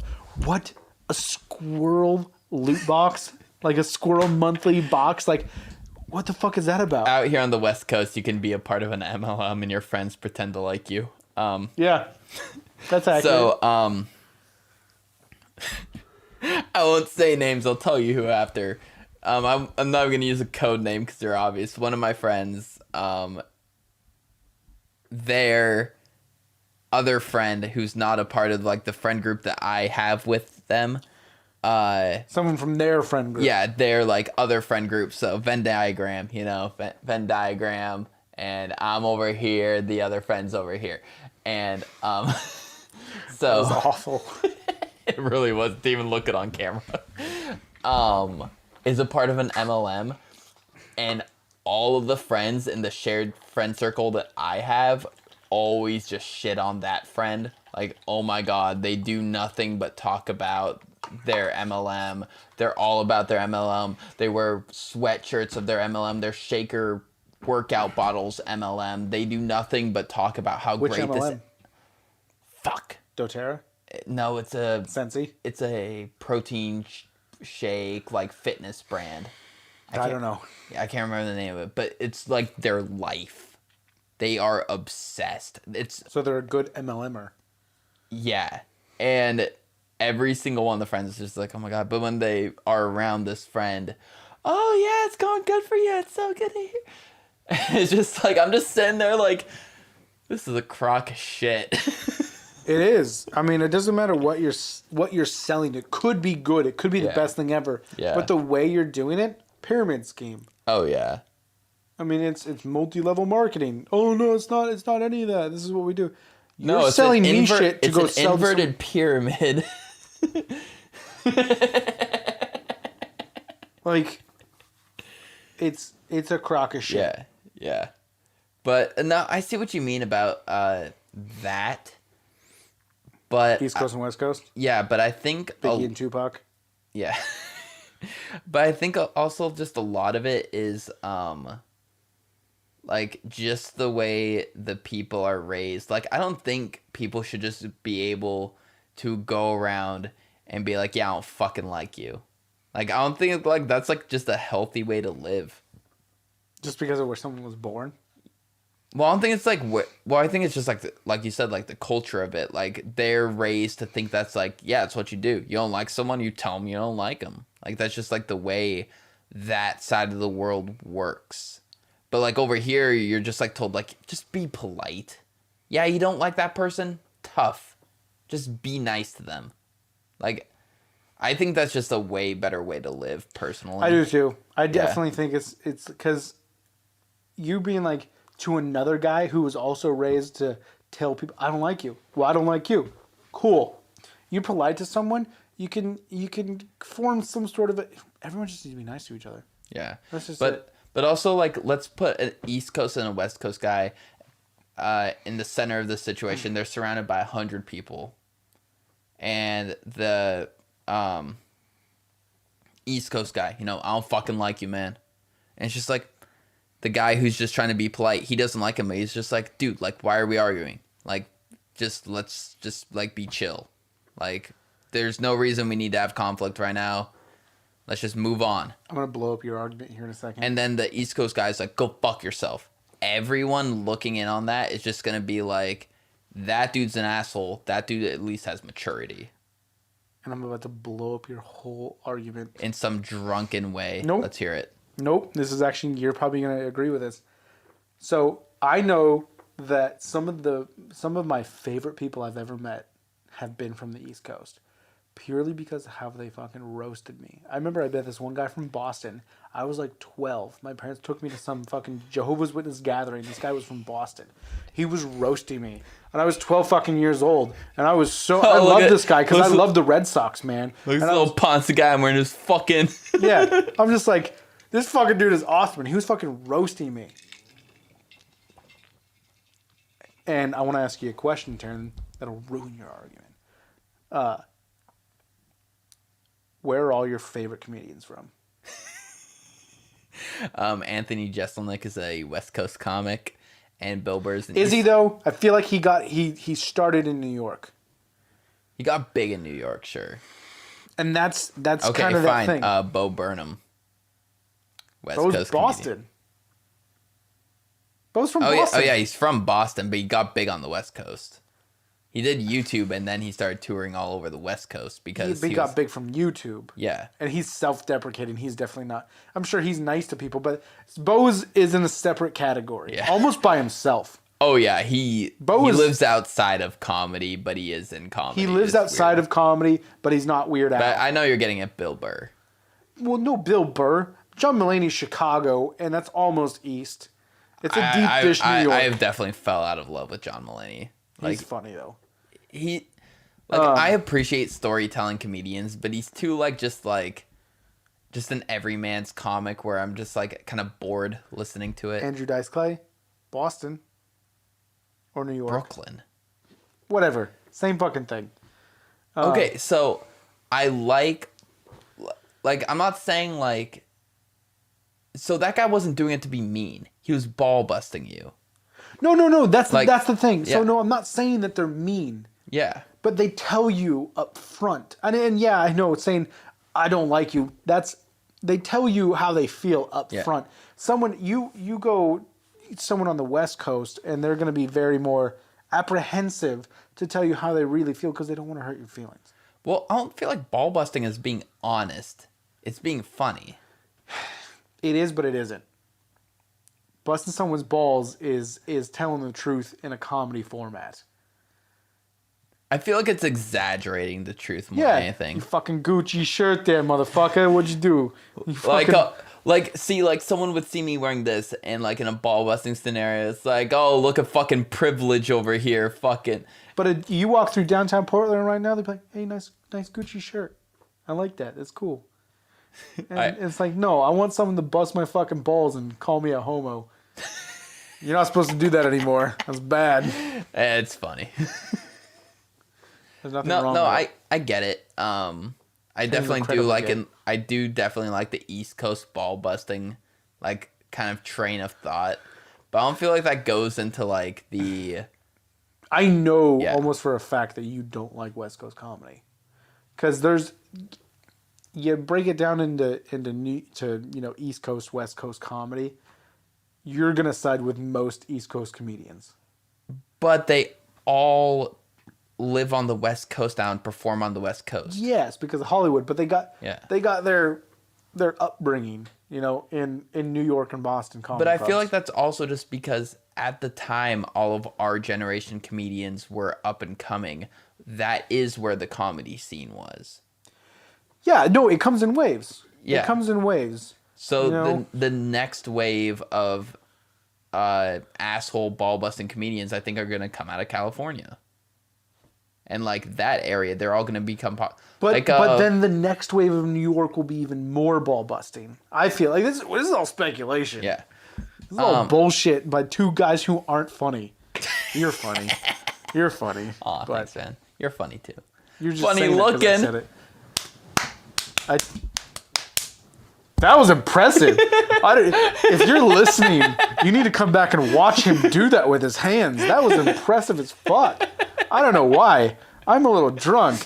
But you're just over there. He's clapping in ways I've never seen. I'm gonna make him do that for the rest of the night until he goes to sleep. Like, do it again. Dance, monkey. Dance. Dance, monkey, dance. Welcome to the show. This is Bo. This is Bo Burnham reference. We gotta get one in every. Like we've missed it like 4 episodes now. We did. Bo, please come on the show to defend yourself. Bo, you please. Gigantic human being. You good there, bud? Yeah, I think it's coming off the mic stand. I don't think I have it on there Dance, all the way. dance.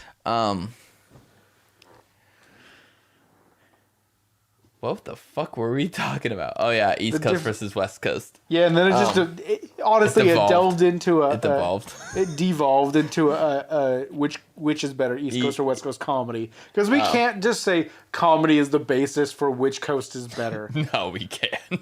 It's the West Coast just because of how great it is. This podcast is a crock of shit. We can say whatever the fuck we want, and that's what's so good about it. Is it's just a place for us to talk, like and you to listen. No one's listening. No one. If you listen to this, please let us know. Email me. I need self-gratification. You could text me at 5. Text me your opinions on the podcast. If there was a way where we could set like a smart timer for like 6 months and then it would automatically bleep the video 6 months from now, like just YouTube, Spotify, Apple Music would all just add a bleep over my phone number, I would 100% say my phone number. Just because, like... But it would get put on, like, a Reddit somewhere if people actually cared enough. I could just change my phone number. No, I plan on changing my phone number in the near future anyway, so I can get back on Tinder, baby. Once I'm ready to go fully back into dating apps. Let's see. Okay, let's talk about that, because you talked about something before when I came home. Do I want to talk about this? Yes. You already told her that you were going to. So you've already said you're sorry. Told them. Be inclusive. So yeah. They can go fuck themselves. Definitely. Even though I love her, she's great. I wouldn't say I'm like pleading my case because that sounds sad and simpy. Let's give some background, Taran. I'm building into the background. Thank you. Really? Let me tell things at my pace. Like, so okay. It's a weird order. This is something that pissed me the fuck off. Okay, this is something that ruined my day. This isn't. I had such organized notes for Wolf and Bear, and you just randomly would ask things and make me jump around my introduction of the band. Like, I have literally sat there while you told your stupid telling of the White Stripes versus the Black Keys. Who gives a shit? I do. And I just have this, like, organization of this band, what Swancore is, how they fit in the Swancore, and, like, the history and how this all delved together. And you just randomly had to be like, wait, no, we need to jump to that paragraph. We need to go back to here. And, like, I was trying to say stuff, and you're like, all right, let's start talking about the album. I'm not done yet because you keep interrupting my plot progression. Just let me tell stories in the order I want. But they're so weird and they don't make sense. So... we're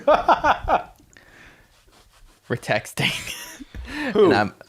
Moriarty. I don't want to say.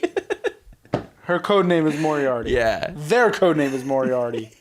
Fuck. I'm sorry. I'm sorry that you're so inclusive. And I'm not. I'm an asshole. So I'm pleading my case, not to sound like make it sound simpy, but I'm kind of like being like, yeah, these are some good reasons we should get back together. And it's kind of like just like we're kind of just like nodding at each other, like, yeah, that's not a bad idea. And it's kind of like, where is this gonna go kind of moment, because there's a decent amount of distance. This is a ex of mine that I'm very close with still as friends. Who lives 4 hours away? Yeah, 4 hours away. But the possibility has always been in the air of them moving to the Portland metro area where we live. So it's kind of like this might happen. And you might lose your best friend. Because let's face it, I didn't have my best friend for the past 2 years. Fuck up. How many times did I sneak away to play Call of Duty with you? A good chunk. Okay, so a couple times a week. Yeah, so I'm gonna frame this a bit more negative towards me. Yeah, 'cause you're a dick. So before the breakup, and when did you guys start dating? Right before Thanksgiving, right? Yeah, it was right after Thanksgiving. It was right that it was like November 30th. So we had been living together for 5 months at that point? No. No, so September, October, November, 3 months. 3 months. So, okay, so it's even worse for you. So, we're together for 3 months, or we were together for 3 months without. We've been friends since we were 10, Yeah. so it's not like But we I mean, just met each other. But living with each Yeah, other. living with each other Yeah. was 3 months. So between that 3 month mark and 4 or 5 months ago, how many times do you think we went out, just the two of us? Maybe once or twice. In the past month, we've gone out together more than that. That was during the pandemic. Yeah. I'm just saying our friendship has improved. Depends on how you look at it. We spend more time together. That's an improvement. Depends on how you look at it, Taran. Is that an improvement? Yeah, it's an improvement. No, that's just fact. When you're in a relationship, you don't have you only have X amount of free time anyway. Once you bring someone else in the picture, they take up some of that free time. It's not bad. They take up most of the free time. Yeah, but I'm saying, even if they only took up an hour a week, on paper, that is less time spent with the people that you were spending with before that person came along. Yeah. So it's yes, your friendships are worsened in a way of you're spending less time. But this person is supposed, I don't want to sound corny or anything, but a person that you're dating is supposed to be the focal point. Supposed to be I don't want to say the focal point, because I think that's a little unhealthy, which is something I want to work on in therapy, because I definitely do that. I definitely make my girlfriend the focal point of my life at the time. Well, I don't mean of your life. I mean of your personal relationships. Yes, of my personal relationships, but it's oh, hey, I thought about staying late at work, but you wanted to hang out, so I'll come home, And it's your career matters as well.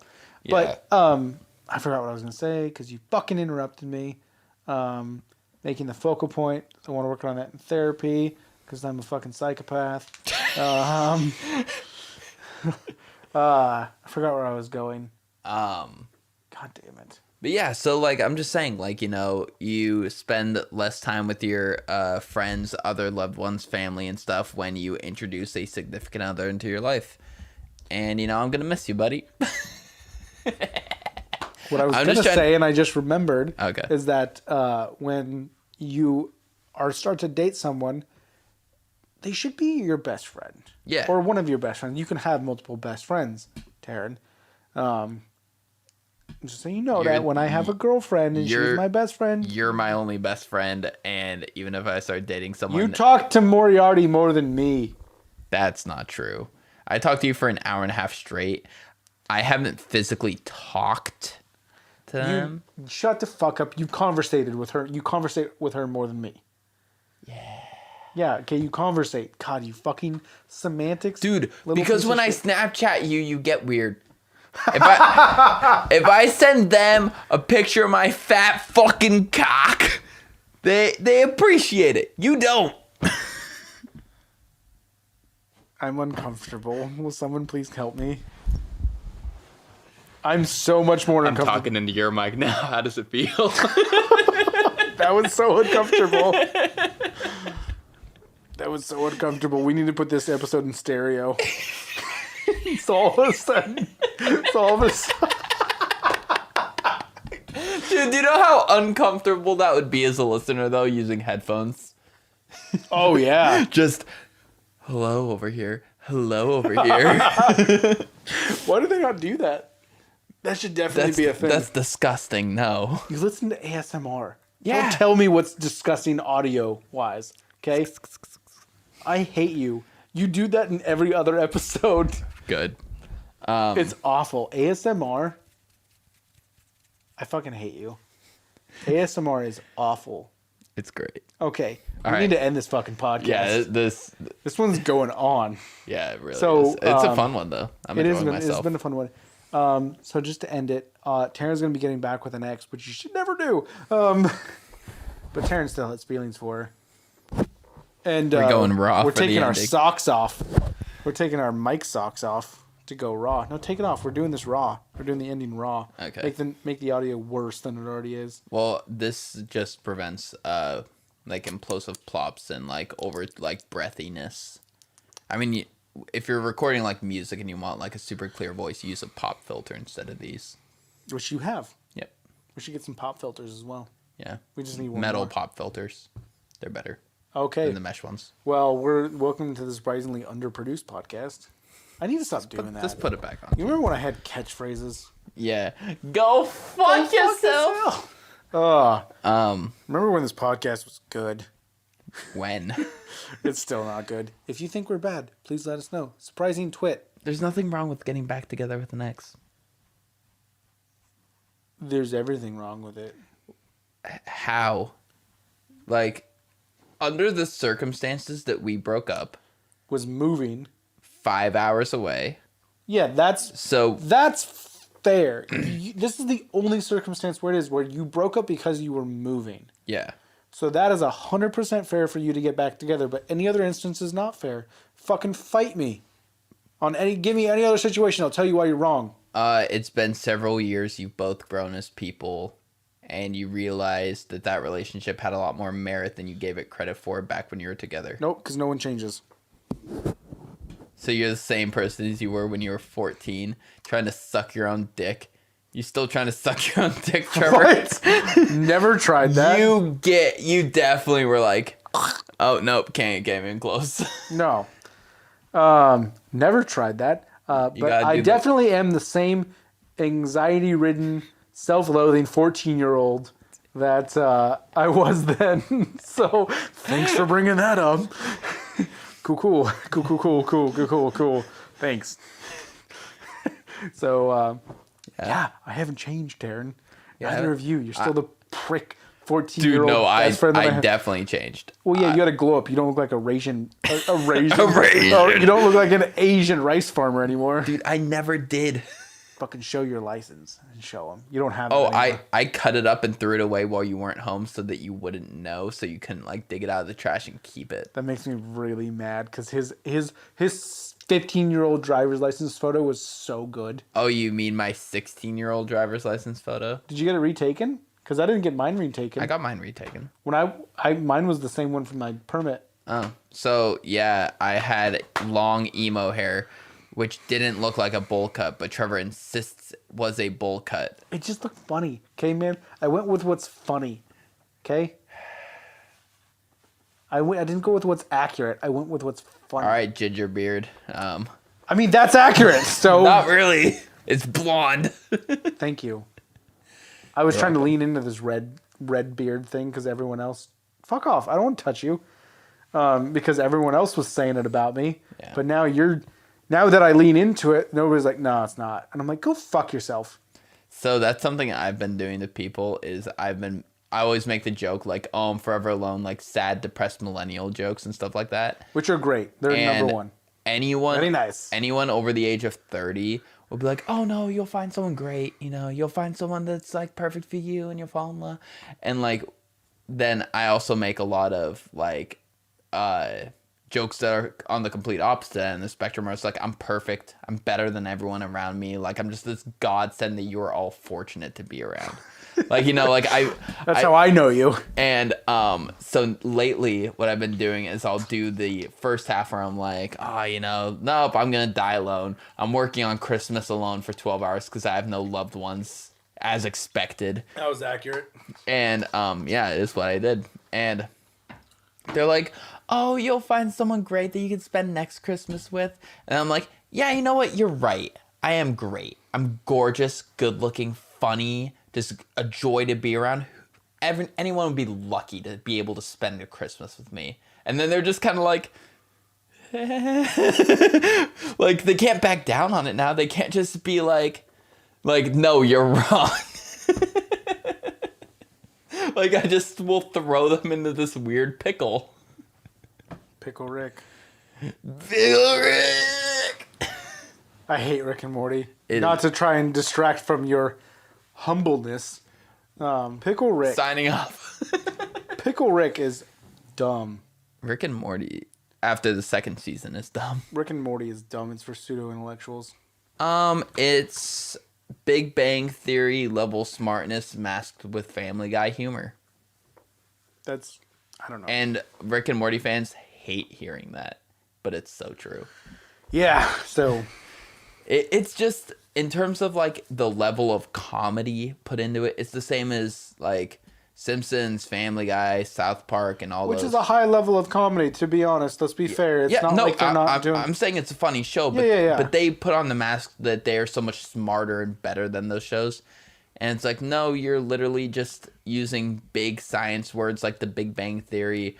And honestly, the science and math jokes of early Simpsons is far smarter and wittier and funnier than Rick and Morty. Well, yeah, like it's like Family Guy had time travel shit as well. But Rick like burps and stuff, and it's like, you know, this realistic character aspect of a flawed person. Go watch BoJack Horseman, you cunts. Wow, BoJack is really sad. You call it the sad horse show. It's real. It's the sad horse show. It's good. It is good. Yeah. Which took me a while to realize. I tried. It took me 5 seasons to realize it's good. I tried to watch Breaking Bad again because everyone keeps talking about how great it is, and I just can't get into it. I started rewatching it, and I got a couple seasons in, and it's good. I like it. Also, just for nostalgia reasons, because I watched it, you know, when it was... I watched the finale live. Why? You hadn't seen it. I went to a viewing party. It's good. You got to realize that it's one of the first of the shows of its kind. You know, it's up there with the high production, The Sopranos, The Walking Dead, that sort of shit. Just like the first few seasons of The Walking Dead are really good. Mm-hmm. Whether you think that or not, I know you don't, but that's just your opinion. And that's wrong. It just doesn't fit into the type of zombie format that I like, where it's like these super slow kind of zombies and they're just constantly running in fear. It's like, I like action zombie movies. I like watching Mila, however you say her last name, Jovovich, being an absolute badass and murdering the fuck out of zombies. Like, I like there to be out of like athletic zombies. Yeah, but I like superhumans. It's not that I want like just action, like constantly the hero winning the whole way through, no struggle. It's like I want there to be fear that the zombies are going to cause harm, but where it's literally just screaming and running away anytime a zombie shows up, like in The Walking Dead. I'm just like, okay. Yeah. No, I get what you're saying. Like I Am Legend zombies, you know? Yeah. Like, they're a threat. Yeah. That you have to take seriously. These ones, it's like, oh no, the zombies are coming. Let's run away. Let's kill as many as we can, but run away. Yeah. And they only ever... It's when they get overrun. Like these ones, like the I Am Legend ones, the Resident Evil ones, it's like one zombie can take you down. Yeah.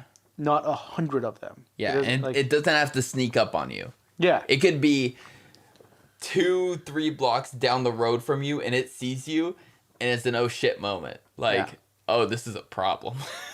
Yeah. Like, when you're able to douse yourself in fucking zombie intestines and shit like that and walk through them... That happened?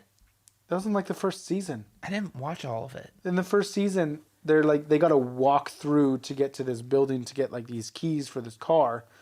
And fucking Short Round, what the fuck is his name? I call him Short Round because they dressed him like Short Round from Indiana Jones. That's funny. Temple of Doom. The Asian guy. The one who gets his head beaten by Negan. Oh, Glenn. Yeah, him and Rick douse themselves in...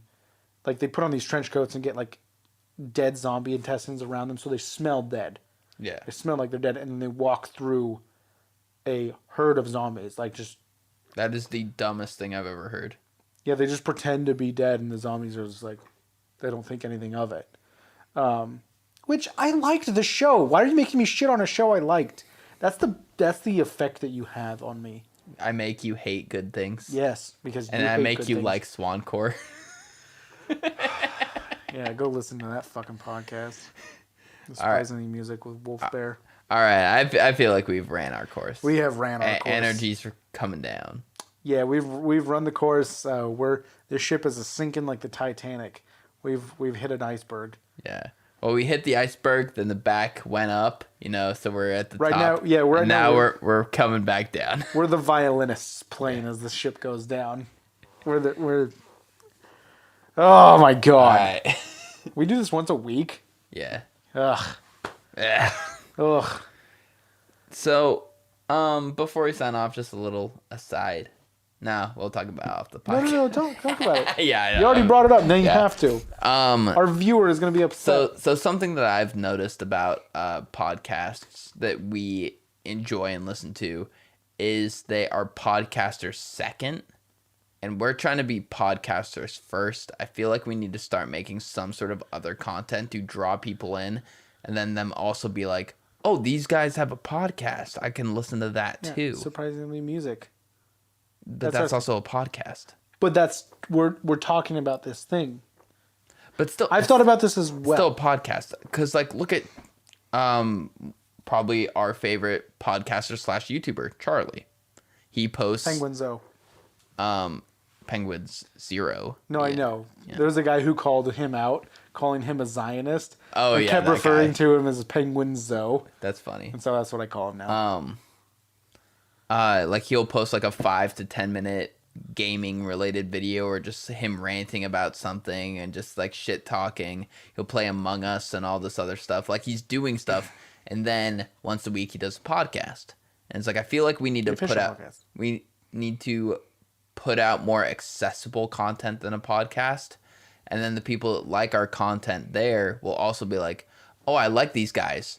Oh, here's them shooting this shit for an hour. I want to hear more of them. So, just as an aside to your aside, if you watch and you feel like there's something that we could do that could be more better content, let us know. I mean, I like the idea of doing our stupid little shit and dick joke skits.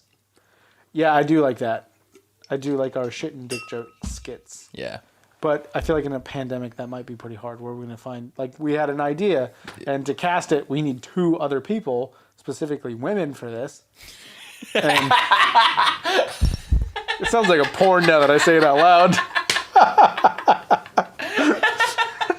So if anyone knows where to find 2 women, let us know. I don't like that. That makes me uncomfortable. But I mean, we could probably pull off just some little skits with just the 2 of us that'll be silly and funny. I think, if we sit down and write them, where it's not like we're going to be the next Phil Lord and Chris Miller, writing a Lego movie or anything, but, we can do good. I'm done talking to you. What? I've never seen the Lego movie. Wait. So I don't know, but everyone loves it, so... it was good, but yeah. I thought it was... I've heard that it's awesome. I've heard that it was cool. Are we? Wait, whoa! You can't just do that without me. Okay, we're gonna end on that awesome joke. It's a cool joke. Okay, and if you have anything that you want us to try, you want to watch Taran, start an OnlyFans, tell him. Surprisingly really solo. Yeah. Surprisingly solo. That'll be the If I know I'll get more than $10 a month, I'll start an OnlyFans. You heard him say that. Yeah. That is on video. If you can buy me just 1 steak burrito from Chipotle a month, I'll start an OnlyFans. No, it's because you said 3. Oh yeah, so I need $30 a month. $30 a month, and he'll start an OnlyFans. Yep. You're putting that out there. Yep. I hope this blows up. Yeah. This 2-hour-long podcast blows up. First off, if it blows up, awesome, because we'll be getting revenue off of our content finally. Secondly, if it blows up in a positive way where people want me to start an OnlyFans, I'll be getting a lot of money from OnlyFans. What the fuck? Where's the drawback? Dude, I'm not bothered by showing my dick. I'll have my face in the picture. I've sent full body nudes. I send only full body nudes. I don't like this. I don't like this. No, this? No. No, not a good picture. You're like the Peace side of the back. Just no, like Upshot. well, because like you can kind of make your dick look like anything if you're good with a camera. There's honest. You can? There's honesty to just like from here up, and here's my dick. Well, the upshot is really good for you because you have small balls. Let's end with the fact that every girl you've ever had sex with has commented. No, that's not true. Most. Any that I've had Your long-term dick is sex. so big that it makes your balls look small. I think my balls are just slightly smaller than average, but I've never seen your dick, yeah. so I don't know. This is If I start an OnlyFans, man, you gotta subscribe. No, I'm good, man. All right.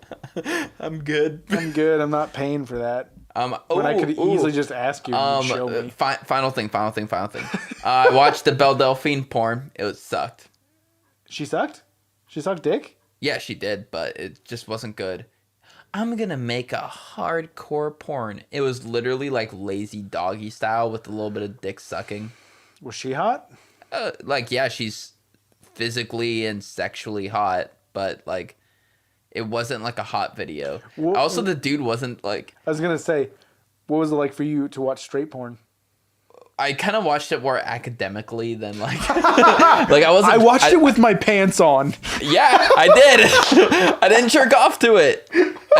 So like people were posting it, and I was like, okay, I'll watch it. Watching porn with your pants on is academic. Yeah, it was an academic porn viewing. So, I watched it, and it was incredibly boring. It wasn't that good, and so the dude, like, where's the plot? Well, like, it kind of gave me weird hope, because I was like, new hope? I was looking at it like I'm in better shape than this dude. I'm better looking at him. He's getting the fuck Belle Delphine.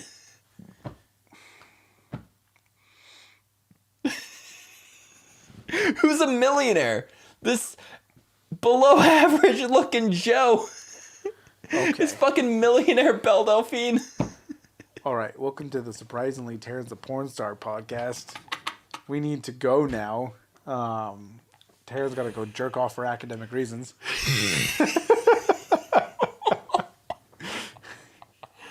Oh dear. The name of this podcast is going to be Academic Porn Viewing. No, we can't porn in the title. What? YouTube will strike us. Academic. Just academic viewing. No, that's academic research. Academic research. There we go. They get with your titles pants in the on. video. Academic research with your pants on. That's too long. Research with your pants on. I don't know. Pants on. Academic cool. research. Whatever. We've talked too long. I'm Richard Nixon. I was gonna say I sound like the dude who's the leader of the underwater. Dude, we are Town of r/ Naboo. signing off. All right. Yeah, we've got an r/ sign off. Ready? Wait. R/ signing off.